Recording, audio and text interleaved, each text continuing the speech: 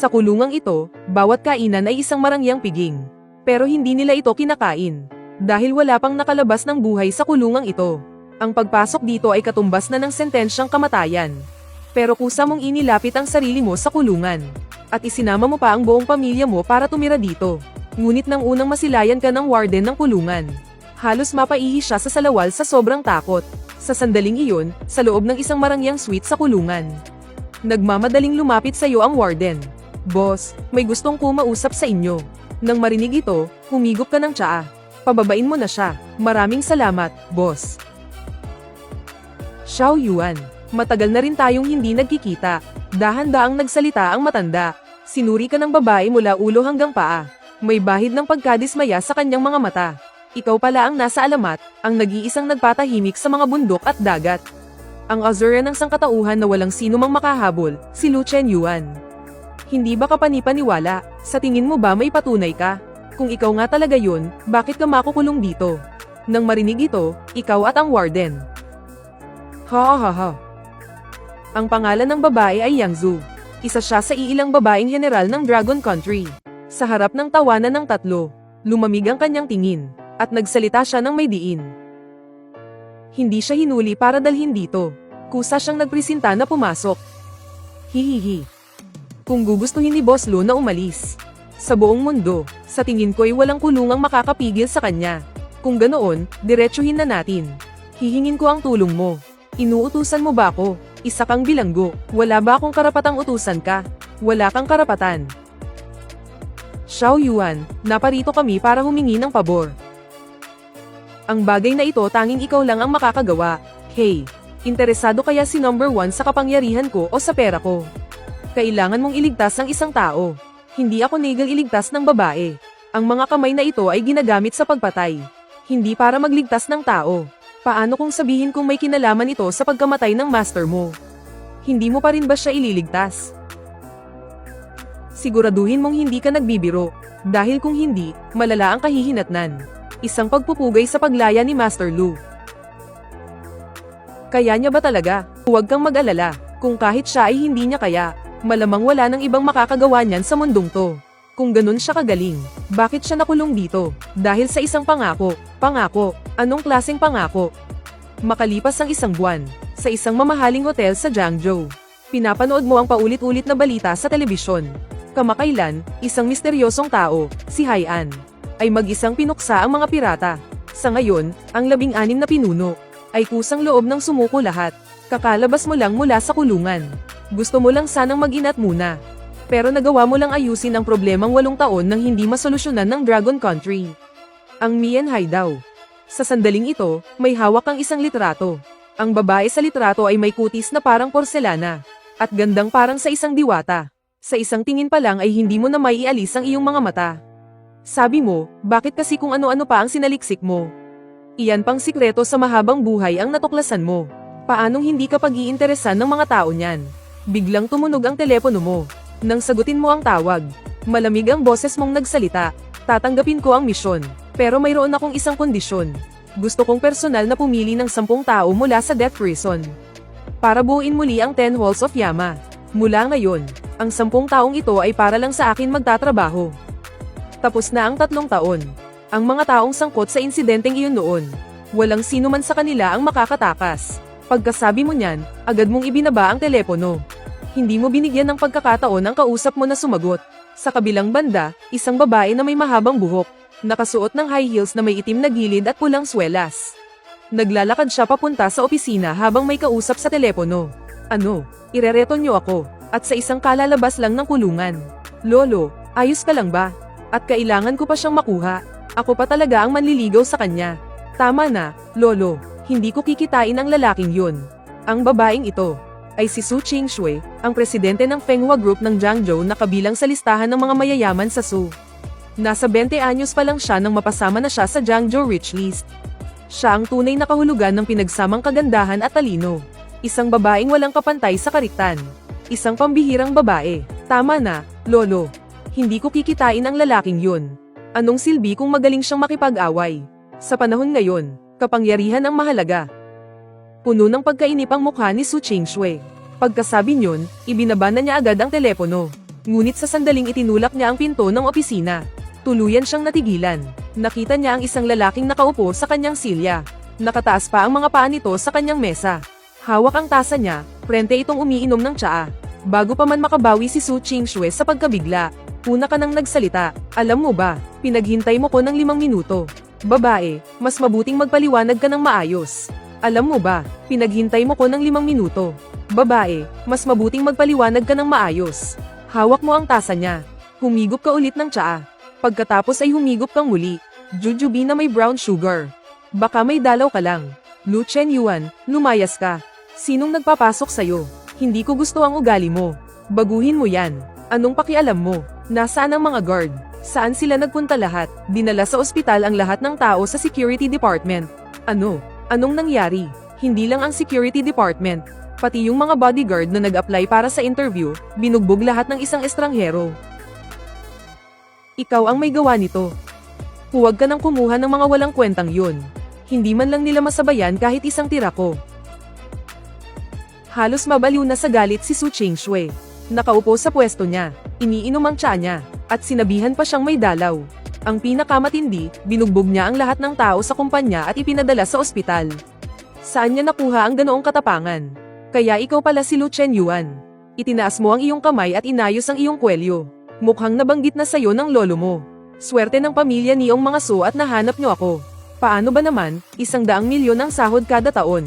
Ang ganitong dayo, kung dati. Kulang pa yan kahit sa aso ko. Pero para sa kapakanan ng master ko, wala na akong ibang magagawa. Samantala, ang ama ni Su Qingxue ay nakatuklas ng gene recombination sequence. Halos katumbas na ito ng immortalidad. Bago siya mamatay, ibinigay niya ang backup sa sarili niyang anak na babae. Ngunit ang mga taong kinalaban ng babaeng ito ay may kaugnayan din sa pagkamatay ng master niya noon. Kaugnayan sa pagkamatay ng sarili niyang master. At may koneksyon din sa sarili niyang pinagmulan. At konektado sa kanyang pagkatao. At may koneksyon din sa sarili niyang pinagmulan.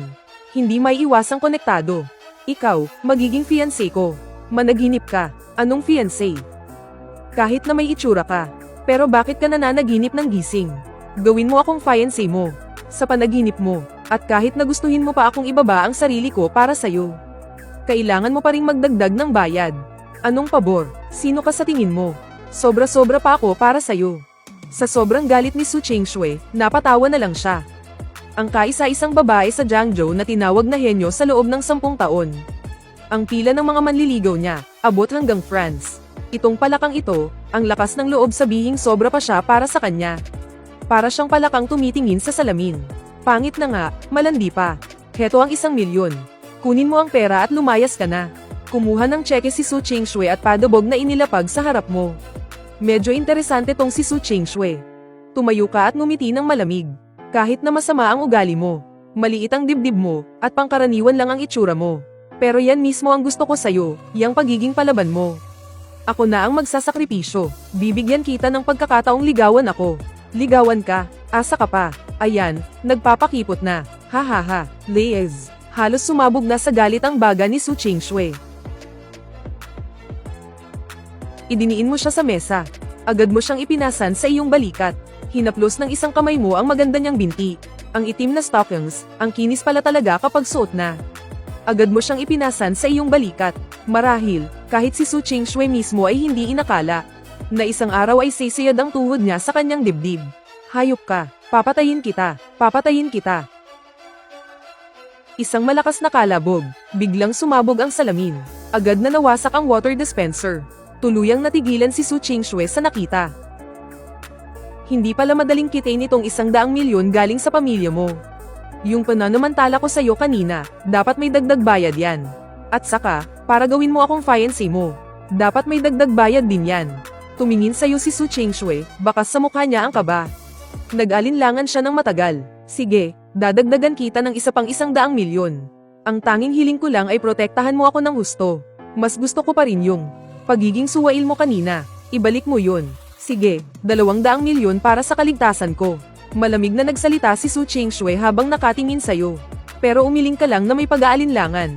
Hindi na, ang liit naman ng halagang to. Kapag kumalat to, paano pa ko rerespetuhin? Yung iba nga dyan, 10 bilyon kung magtapon ng pera. Sakto naman. Tumunog ang cellphone mo. Si Lolo So ang tumatawag. Lolo, isang bayad, isang trabaho lang. Kung mababa lang sana ang presyo, okay lang eh. Pero kailangan ko pang maging fiancé niya. Pag kumalat ang tungkol sa mga romantikong ugnayan na to, paano pa ako makikipagsapalaran sa mundong ito? Yuan, di ba? May isang bagay na baka hindi mo pa alam. Noon kasi, may utang sa akin yung master mo sa baraha. Konting-konti lang. Magkano? Babayaran ko. Ano kasi? Hindi naman kalakihan. Mga 1 trilyon, 960 bilyong mahigit. Kulang ng 50 sentimos. Oo naman, nakasulat yan, malinaw na malinaw. Kaya alinman sa babayaran mo yan. O mapipilitan kang pagbigyan ako na maging live-in son-in-law ng aming pamilya So. Nieta, paanong hindi ko naisip yun? Pinahamak na ako ni Master noong nabubuhay pa siya. Tapos ngayong patay na, nag-iwan pa ng sandamakmak na utang. Siya nga pala, may isa pa akong balita sa'yo. Hindi lang sa pamilya So may utang ang Master mo.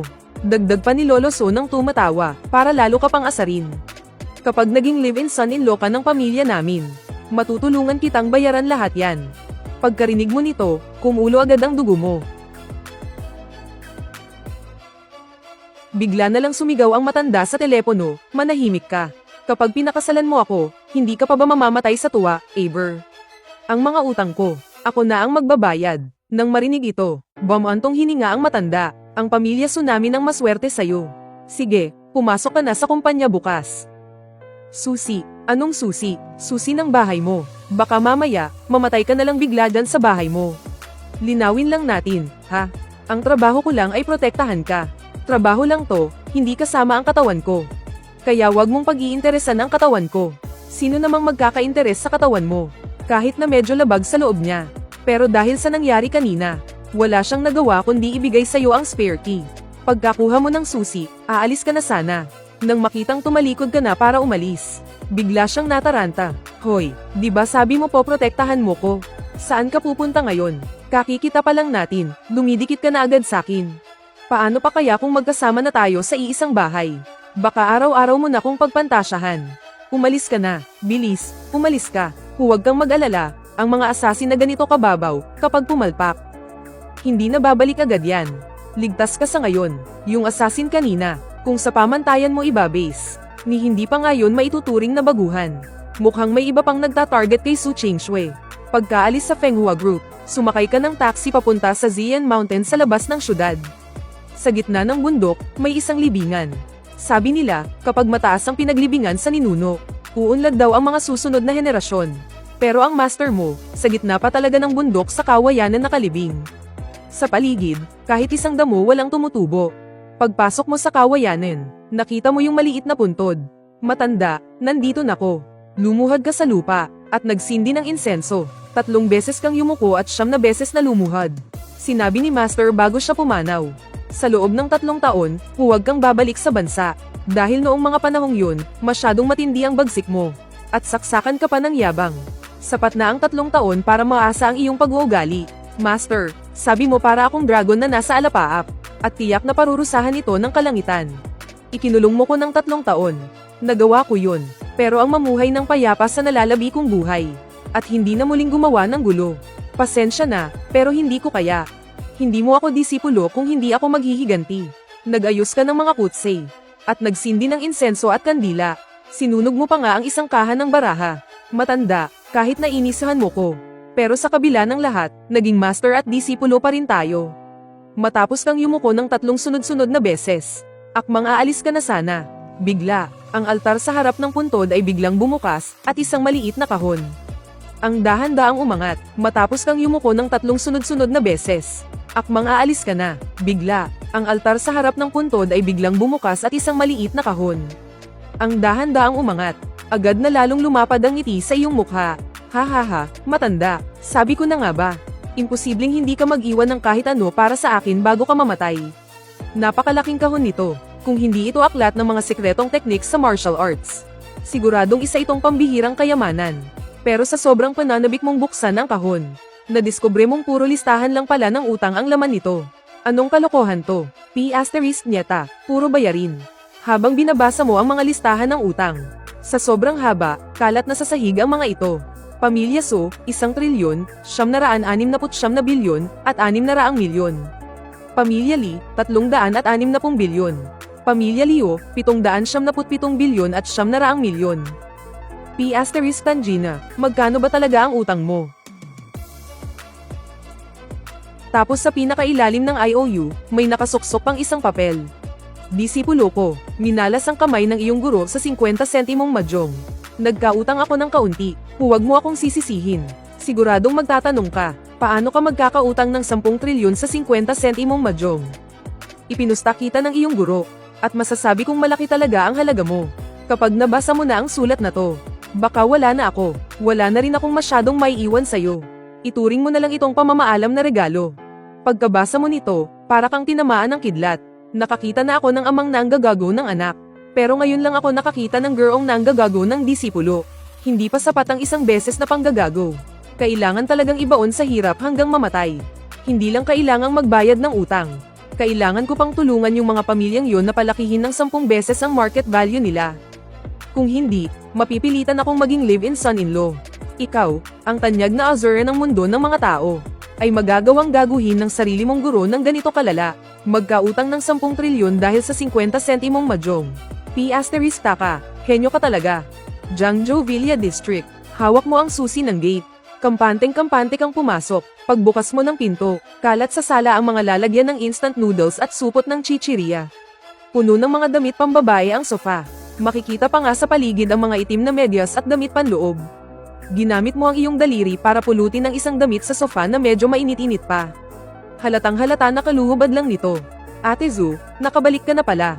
Pakipasok naman ang mga damit na tinupi ko. Nasa coffee table lang, nakalimutan kong dalhin sa loob. Biglang may narinig na boses ng babae mula sa banyo. Leche, natigilan ka sandali. Isang bayad pero 2 tao ang kailangang protektahan. Sa buong buhay ko, ngayon lang ako napasok sa ganito kaluding kasunduan. Lumapit ka sa coffee table at kinuha ang mga nakatuping damit. Pumunta ka sa labas ng pinto ng banyo. Dahan-daang pumatok sa pinto at iniabot ang damit. Agad, mula sa loob, may lumabas na isang pares ng mapuputi at balingkinitang mga kamay. Pero hindi sinasadyang nahawakan niya ang iyong pulsuhan. Pagkatapos, gumapang ito paakyat sa iyong braso. Sa sumunod na segundo, biglang may umalingaw-ngaw na sigaw mula sa banyo. Lumabas ang babaeng nakabalot lang sa tuwalya. Pagkatapos nilang magkatitigan ng ilang segundo, sa sumunod na sandali, nagsisigaw na naman ang babae ng buong lakas. May magnanakaw, hulihin ang manyak, kaya pala, lagi na lang nawawala yung mga panty at bra kong nakasampay sa balkonahe. Ang lakas naman ng loob mong pumasok pa rito sa bahay. Walang hiya ka, hindi ka na lang nakapagsalita sa isip mo. Pag interested ka, pakiusap lang, hindi naman ganoon kababa ang taste ko. Mas malala ka pa sa nangangarap ng gising. Nagsalita ka na lang, halata sa mukha mong hindi ka makapaniwala. Pero ayaw pa ring paawat ng babae. Nagpumilit siyang tumawag ng pulis. Tinuro niya ang mga damit na kaluhubad lang niya at patuloy na sumigaw sa galit. Tapos sasabihin mong hindi ka manyak. Inihagis ko lang sa sahig yung damit ko, tapos dinampot mo pa para amuyin. Many okis, sakto namang, biglang may narinig na tunog ng pag-unlock ng pinto gamit ang fingerprint. Anong ginagawa ninyo? Nakatayo sa pinto si Su Qingshui, tulala sa nakikita. Ang babaeng nakabalot ng tuwalya ay mahigpit na nakahawak sa braso mo at ayaw bumitaw. Para bang takot na takot siyang tatakasin mo siya. Ate Zhu, sa wakas, nakabalik ka na. Yung mga nawawala nating medyas at underwear. Siguradong itong manyak na to ang nagnakaw. Ang kapal pa ng mukha niyang pumunta rito sa bahay. Hoy, matagal na akong di nakakahawak ng babae. Pero wag mo naman akong pagbintangan ng ganito. Hindi naman ako ganun kadesperado. At saka, ang gusto ko, yung malaki ang dibdib. Sinong sinasabihan mong maliit ang dibdib? Ha, sino? Ang sabihan ng isang babae na maliit ang dibdib ay katumbas na rin ng panlalait sa pagkalalaki niya. Talagang nakakapiko ng sinabi niya. Agad-agad niyang hinayla pababa ang kanyang tuwalya. Natulala ka na lang sa nakita mo. Pati si Su Qingshui ay natigilan din. Grabe, kasasabi lang niya na maliit ang dibdib mo. Ganyan ka lang talaga magpatunay, ano? Ang kapal pa ng mukha mong sabihing maliit ako. Agad na lumapit si Su Qingshui para muling ibalabal sa kanya ang tuwalya. Tanga ka ba? Muntik ka nang makita ng lahat. Yung buwisit na yun, sinasadya niya talaga akong galitin. Galit na tumalikod ang babae at tumakbo paakyat ng hagdan. Sa loob ng kwarto, ipinaliwanag ni Su Qingshui ang mga nangyari ngayong araw. Ang pangalan ng babaeng ito ay Chen Xin. Kaklase niya noong kolehiyo. Anong sabi mo? Siya yung blind date na inayos ni Lolo para sa'yo. Siya, hindi siya bagay sa'yo. Tapos manyak pa. At hinahayaan mo pa siyang tumira dito. Mga babae tayong lahat, hindi ka man lang ba nag-aalala? Nitong mga nakaraang araw, may laging nag-iilaw ng flashlight sa mga bintana natin mula sa labas. May naghagis pa nga ng ahas sa bakuran. Sa ngayon, kailangan talaga ng bahay ng isang lalaki. Medyo manyak na siya, pero hanggat kaya niyang gawin ang trabaho, palalagpasin ko na lang kahit anong kapilyuhan niya. Ipinaliwanag ni Su Qingshui ang pangkalahatang sitwasyon kay Chen Zin. Pagkatapos, nagkatinginan silang dalawa. Tila ba nagkaroon sila ng isang lihim na kasunduan. Sa ibaba, kumuha si Su Qingshui ng isang kasunduan at malakas na inilapag ito sa mesa. Ano to? Hindi mo ba nakikita? Kasunduan sa pagtira. Nakapamayaiwang si Chen Zin habang galit na nakatitig sa'yo. Malay ba namin kung yang gagawang manyak na yan ay bigla na lang gumising sa gitna ng gabi para nakawin ang mga underwear namin. Una sa lahat, gusto kong linawin na hindi ako manyak. Pangalawa, nakakita ka na ba ng manyak na ganito kagwapo?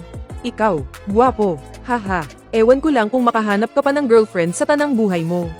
Tiningnan mo siya at umiling na para bang naaawa. Hay nako, ang bata-bata pa, may sira na agad sa ulo. Itinulak ni Su Qingshui ang kontrata papunta sa'yo. Tingnan mo, kung walang problema sa kasunduan, pirmahan mo na.